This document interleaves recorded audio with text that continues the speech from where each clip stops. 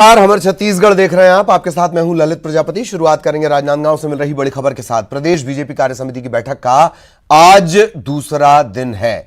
लगातार ये बैठक चल रही है राजनांदगांव जिले में। बीजेपी कार्य समिति की बैठक, खास बात अरुण साव, अजय जाम्वाल, ओम माथुर, रमन सिंह और नेता प्रतिपक्ष नारायण चंदेल इसमें शिरकत कर रहे हैं। संगठन के तमाम पदाधिकारी इसमें शामिल हैं। मिशन 2023 को लेकर राजनांदगांव में बीजेपी का ये महामंथन चल रहा है। आज ओम माथुर कोर कमेटी के साथ बैठक करने वाले हैं।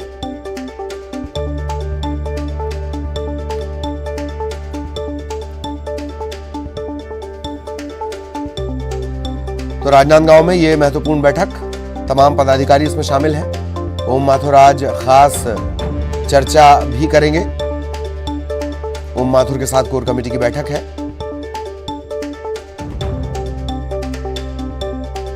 राजनांदगांव में ये मंथन बीजेपी का जारी है, कोर ग्रुप की बैठक।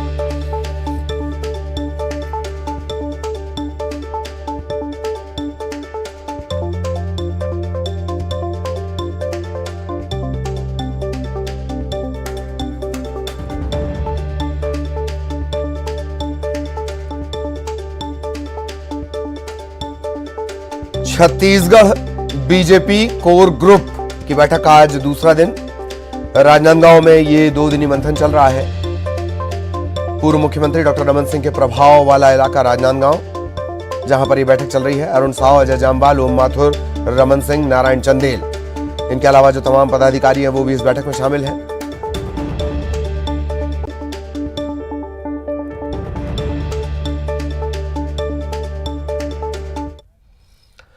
और इधर जो बीजेपी की प्रदेश कार्य समिति की बैठक चल रही है, कांग्रेस ने इस पर तंज कसा है। संचार प्रमुख ने बीजेपी की बैठक को लेकर कहा है कि मुद्दों की कमी है बीजेपी के पास।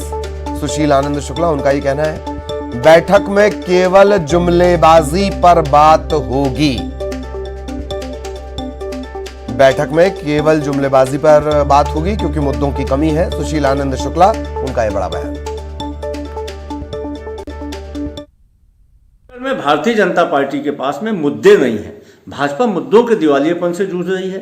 भाजपा विश्वसनीयता के संकट से भी जूझ रही है। तो अपनी कार्य समिति में ये बैठ के कोई भी रणनीति बना दे, सारी की सारी रणनीति इनकी फिजूल साबित होने वाली है। जनता इनके 15 साल के कुशासन, भ्रष्टाचार को नहीं भूली है। मोदी के द्वारा किए गए जुमलेबाजी को जनता नहीं भूली है। किस प्रकार से 15 लाख हर एक के खाते में आना, 2 करोड़ युवाओं को रोजगार देना, 2022 तक किसानों की आय दोगुनी करना, बहुत हुई महंगाई की मार, अब की बार मोदी सरकार, इन तमाम बातों को भी जनता को इनको जवाब देना होगा। और 15 साल तक जो इन्होंने भ्रष्टाचार, वादा खिलाफी, कुशासन किया था, उसका भी जवाब देना होगा। रायपुर से एक और बड़ी खबर। बीजेपी के प्रदेश प्रभारी ओम माथुर के बयान पर कांग्रेस के संचार प्रमुख सुशील आनंद शुक्ला ने बयान दिया है। ओम माथुर को यह पता है कि 2023 में कांग्रेस की सरकार बनेगी, ये उनका बयान है। 2018 से आज तक बीजेपी लगातार उपचुनाव हार रही है। फिर ओम माथुर जी किस बिनह पर यह दावा कर रहे हैं? दरअसल ओम माथुर ने कहा था कि बीजेपी सरकार बना रही है, सरकार बनाने में कहीं कोई संकट नहीं है। सबसे पहला ही बयान उनका इस तरह का था कि सवाल सरकार बनाने का तो है ही नहीं, चुनौती सरकार बनाने की है ही नहीं। ओम माथुर जी को मालूम है कि छत्तीसगढ़ में 2023 में भारतीय जनता पार्टी की सरकार बनने की दूर दूर तक कोई संभावना नहीं है। इसलिए वे आने वाले 2023 के चुनाव को किसी भी प्रकार की चुनौती के रूप में नहीं मानते हैं। दूसरी बात, छत्तीसगढ़ की जनता अभी तक भूली नहीं है 15 साल के भारतीय जनता पार्टी के कुशासन, भ्रष्टाचार को। तो ऐसे में भारतीय जनता पार्टी के द्वारा किस बिना पे सरकार बनाने का दावा किया जाएगा? 2018 के विधानसभा चुनाव में 2/3 बहुमत से हार के बाद लगातार भारतीय जनता पार्टी हार रही है, जनता का भरोसा खोते जा रही है। 5 उपचुनाव, नगरीय निकाय चुनाव, सारे के सारे महापौर, जिला पंचायत अध्यक्ष, भारतीय जनता पार्टी को जनता ने हर जगह नकारा है। तो ऐसे में ओम माथुर जी किस बिना पे 2023 में सरकार बनाने का दावा कर रहे हैं? ये उनका मुगालता है, इसके अलावा और कुछ भी नहीं।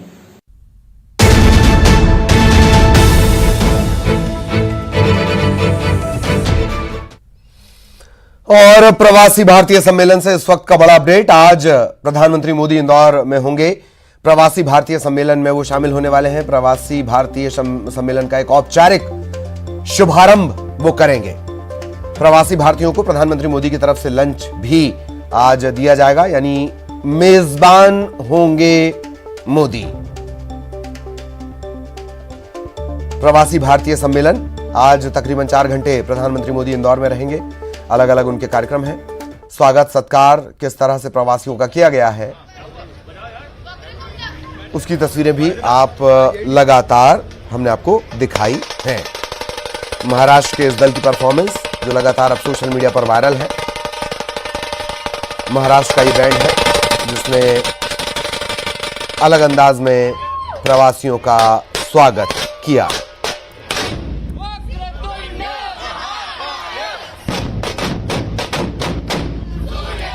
सहयोगी अरुण इस वक्त हमारे साथ जुड़े हुए हैं। अरुण के पास आपको लिए चलेंगे। अरुण, बहुत बेसब्री से इंतजार हो रहा होगा, हालांकि वक्त तो हो चुका है पर थोड़ी देरी प्रधानमंत्री को हो रही है। क्या कुछ अपडेट ब्रिलियंट कन्वेंशन सेंटर से अरुण?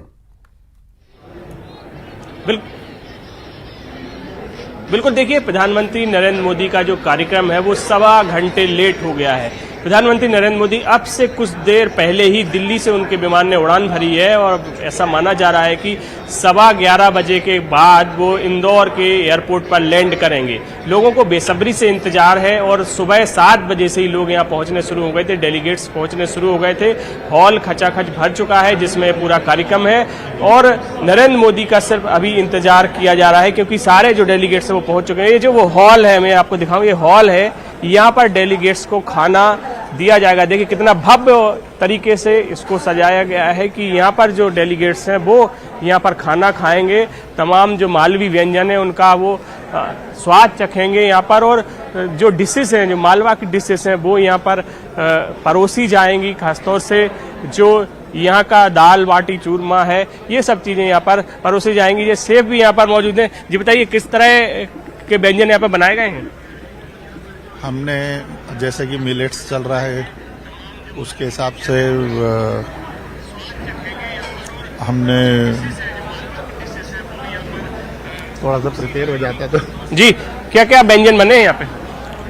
आइए दिखाते हैं आपको लाइव। जी जी, आप दिखाइए।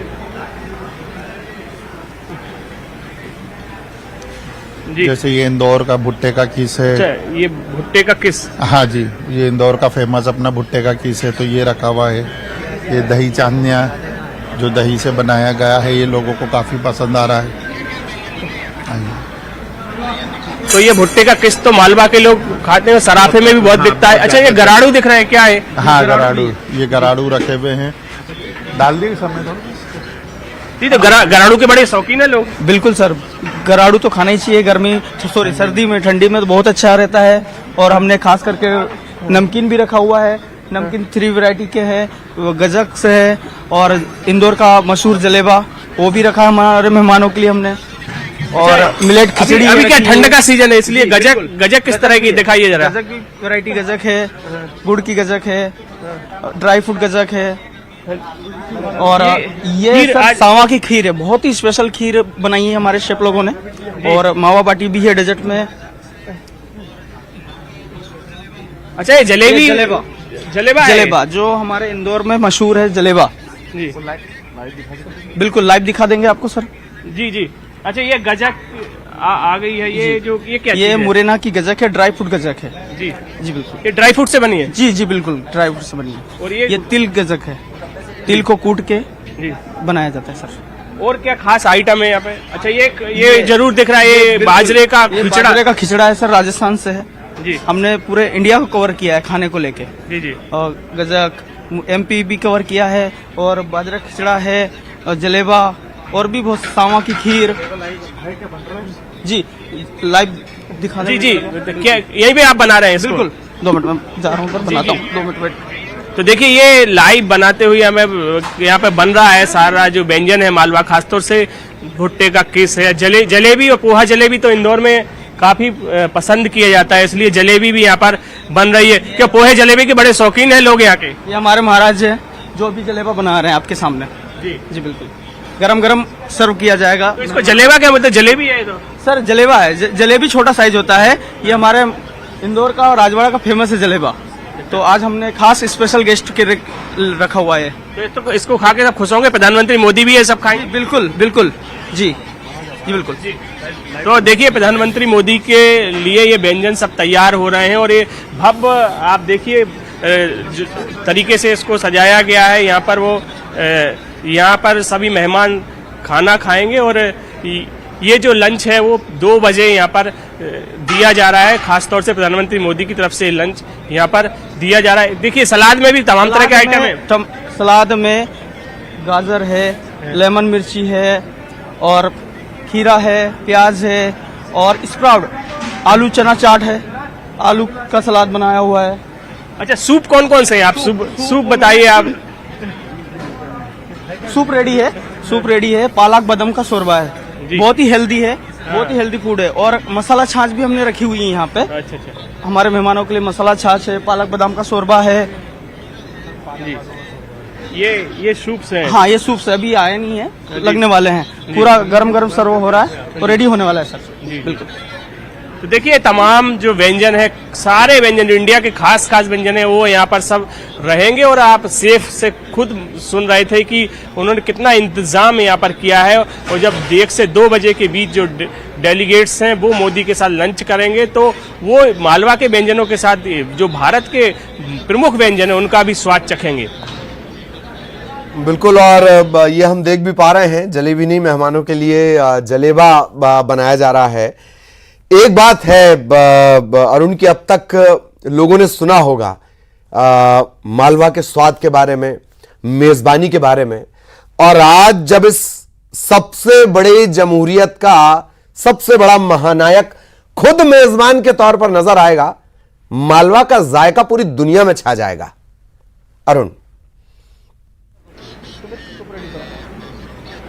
बिल्कुल। देखिए अगर मालवा की बात की जाए और खासतौर से इंदौर का जो स्वाद है वो तो देश विदेश में पहले से ही प्रसिद्ध है। देश विदेश के स्वाद के जो शौकीन हैं वो यहाँ पहुँचते हैं। यहाँ के जो बाजार हैं, 56 दुकान बाजार और सराफा, यहाँ पे दुनिया भर के लोग पहुँचते हैं, सब इसी स्वाद के लिए खिंचे चले आते हैं। क्योंकि इंदौर के जो व्यंजन है खासतौर से पोहा, जलेबी, भुट्टे का किस जो सर्दियों में ज़्यादा मिलता है, दही बड़ा है जोशी जी का, दही बड़ा काफ़ी प्रसिद्ध है। इसके अलावा जो रबड़ी है, कुल्फियाँ हैं, वो कई तरह की हैं और तमाम जो व्यंजन है उनका स्वाद लेने पहुंचते हैं। लेकिन आज जो सबसे महत्वपूर्ण बात है, प्रधानमंत्री नरेंद्र मोदी जब इन व्यंजनों का स्वाद चखेंगे, लुत्फ लेंगे, तब वो भी अभिभूत हो जाएंगे।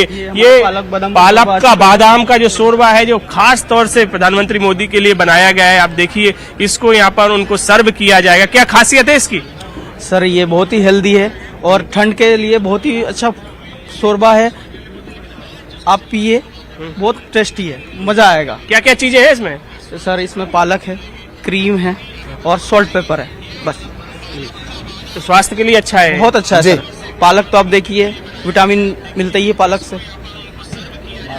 तो देखिए सेफ जो है वो साथ में बता भी रहे हैं कि इनकी खासियत क्या है इन व्यंजनों की जो यहाँ पर बनाए गए हैं। और तमाम जो डेलीगेट्स हैं इंदौर में, जो प्रवासी भारतीय पहुंचे हैं, करीब 3000 से ज़्यादा प्रवासी भारतीय हैं, उनको ये सब खाना परोसा जाएगा। और जब ये स्वाद को चखेंगे तो वो भी इसको याद रखेंगे। इस तरह की व्यवस्थाएं की जा रही है कि किसी भी तरह की कोई कमी ना रह जाए। मालवा के स्वाद जो है वो देश विदेश में पहुंचे, क्योंकि इस कार्यायोजन के जरिए न केवल इंदौर बल्कि पूरे मध्य प्रदेश और देश की ब्रांडिंग होगी। और यही वजह है कि खास ख्याल मेहमानों का यहाँ पर रखा जा रहा है। बिल्कुल बिल्कुल। पालक की याद अरुण ने दिलाई, पालक की याद आती है तो पॉपाई का शो भी सभी को याद आ जाता है।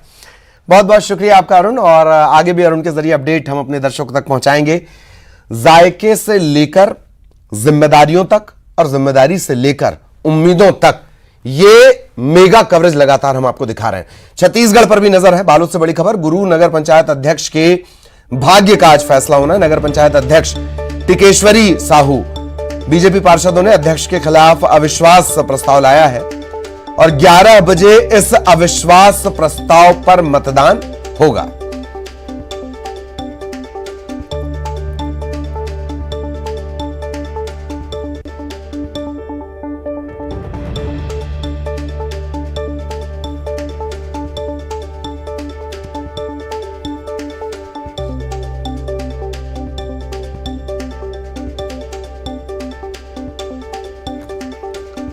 गुरूर नगर पंचायत अध्यक्ष टिकेश्वरी साहू बीजेपी के जो पार्षद है वो अविश्वास प्रस्ताव लाए हैं और आज इस अविश्वास प्रस्ताव पर वोटिंग होनी है। 11 बजे का वक्त है, अब से कुछ देर बाद मतदान होना है।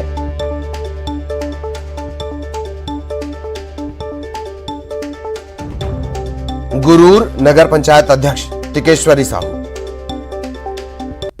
कुर्सी बचेगी जाएगी, ये एक बड़ा सवाल बना रहेगा।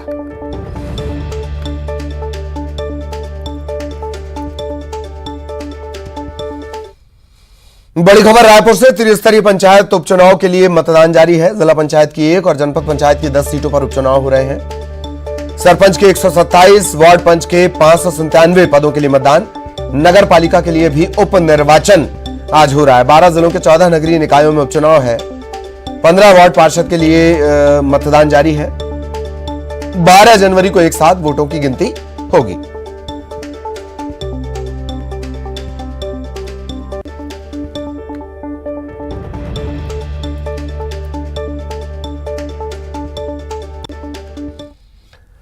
और अब रायपुर से बड़ी खबर, संविदा कर्मचारियों ने हड़ताल की घोषणा की है। 16 से 20 जनवरी तक संविदा कर्मचारी हड़ताल पर रहेंगे। संविदा कर्मियों की हड़ताल से काम काज प्रभावित हो सकता है। 26 जनवरी को मुख्यमंत्री से नियमितीकरण करने की घोषणा की मांग इन्होंने की है और अगर घोषणा नहीं होती तो 30 जनवरी से फिर यह हड़ताल बेमियादी हो जाएगी, ये चेतावनी है।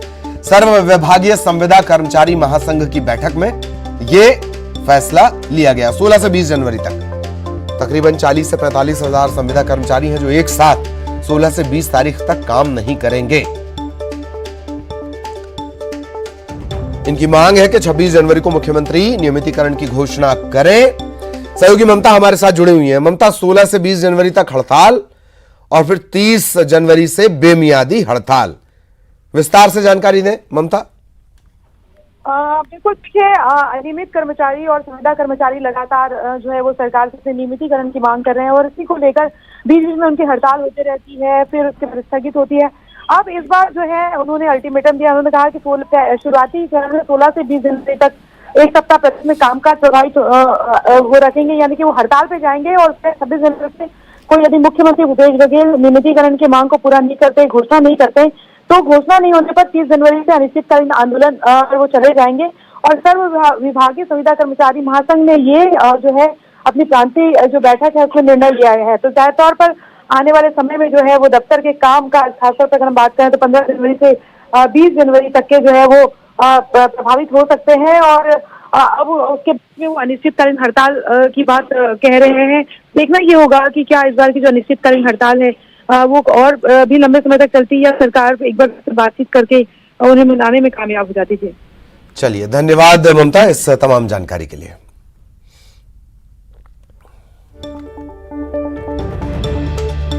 तो संविदा कर्मचारियों ने हड़ताल का ऐलान कर दिया है। 26 तारीख को ये चाहते हैं कि इस बात नियमितीकरण का ऐलान हो जाए 26 जनवरी को, और नहीं तो 30 तारीख से बेमियादी हड़ताल की इन्होंने चेतावनी दी। और अभी 16 से 20 4 दिन 40,000 से ज्यादा इनकी संख्या है। दुर्ग से बड़ी खबर, हथखोज में 2 गुटों में खूनी संघर्ष हो गया। चाकूबाजी के दौरान 2 लोगों की जान चली गई। इस पूरे मामले को लेकर पुलिस ने 15 लोगों को गिरफ्तार किया है। भिलाई 3 थाना क्षेत्र का ये पूरा मामला है। फिर चाकूबाजी। दुर्ग से बड़ी खबर, हथखोज में 2 गुटों के बीच खूनी संघर्ष हो गया। चाकू चल गए, 2 लोगों की जान चली गई। 15 लोग गिरफ्तार किए गए हैं। भिलाई 3 थाना क्षेत्र का यह पूरा मामला है।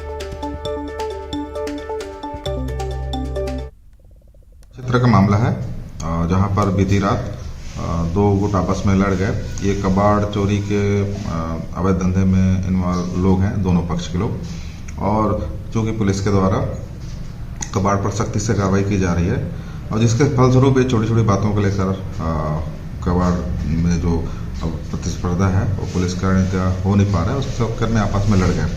और जो मृतक हैं सूरज चौधरी और मनोज चौधरी के द्वारा पहले इन पर हमला किया गया ईंट और पत्थर से, और उसके पश्चात ये आरोपियों ने एकराय होकर मनोज चौधरी और मृतक सूरज चौधरी को धारदार हथियार और चाकू से घटनास्थल पर ही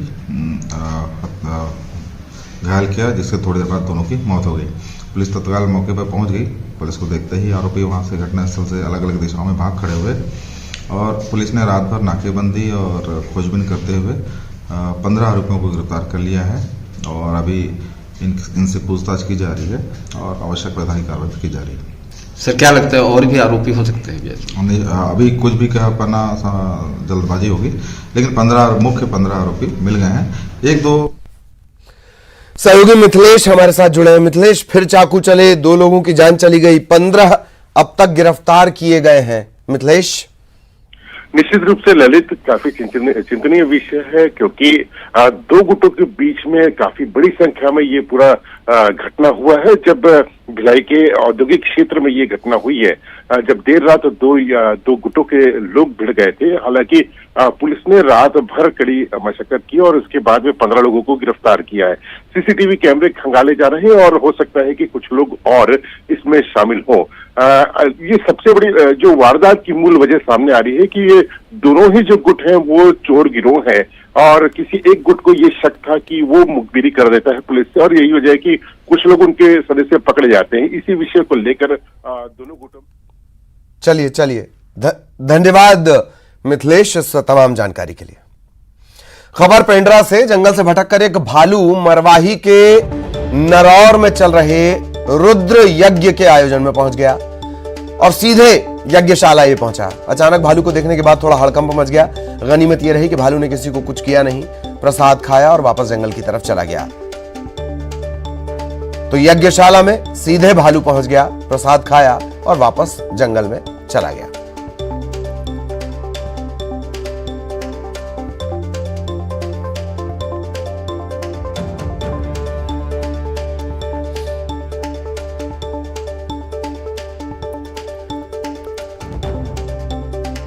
पेंड्रा की ये तस्वीरें, जंगल से भटककर एक भालू मरवाही के नरौर में जो यज्ञ चल रहा है वहां पहुंच गया। और मध्य प्रदेश के विदिशा से इस वक्त बड़ी खबर मिल रही है। 2 पक्षों में जमकर मारपीट हुई है, लाठी डंडे और फरसे से हमला कर दिया गया। पुरानी रंजिश का यह मामला है और पुरानी रंजिश में ही यह विवाद इस हद तक पहुंच गया। 4 की हालत गंभीर है, 9 लोग जख्मी हैं। त्योदा थाना इलाके की घटना है। बड़ी खबर विदिशा से आपको बता दें, पुरानी रंजिश को लेकर विदिशा में जमकर लाठी डंडे चले। त्योदा थाना इलाके में लाठी डंडे फरसे चले हैं। कुल 9 लोग जख्मी हैं, जिनमें से 4 की हालत गंभीर बताई जा रही है। पास के अस्पताल इन्हें पहुंचाने की तैयारी हो रही है। विदिशा का पूरा मामला, विदिशा के त्योदा का। 2 पक्षों में जमकर मारपीट, लाठी डंडे और फरसे से हमला। 9 लोग जख्मी हुए, 4 की हालत गंभीर बनी हुई है। तत्काल इन्हें अस्पताल पहुंचाने की कोशिश की गई है। जो गंभीर रूप से घायल हैं, प्राथमिक उपचार के बाद यह भी हो सकता है कि उन्हें बेहतर इलाज के लिए पास के बड़े अस्पताल भेज दिया जाए। विदिशा का पूरा यह मामला है, मध्य प्रदेश के विदिशा का।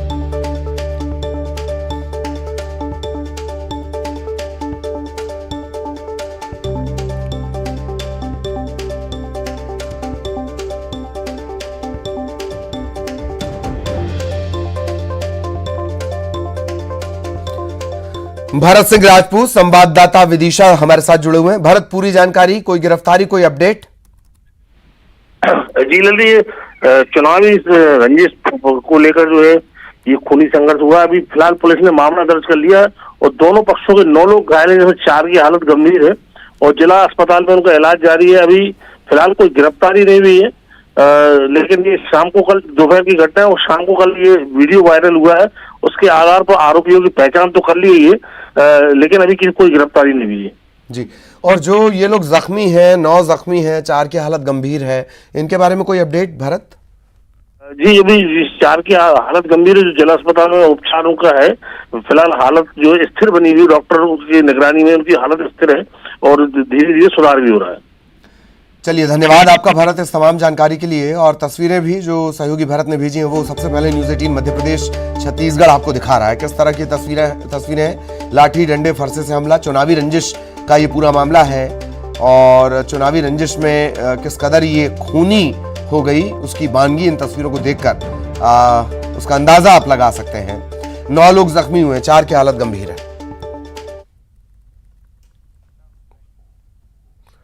और इसी के साथ इस बुलेटिन में इतना ही। खबरें जारी रहेंगी।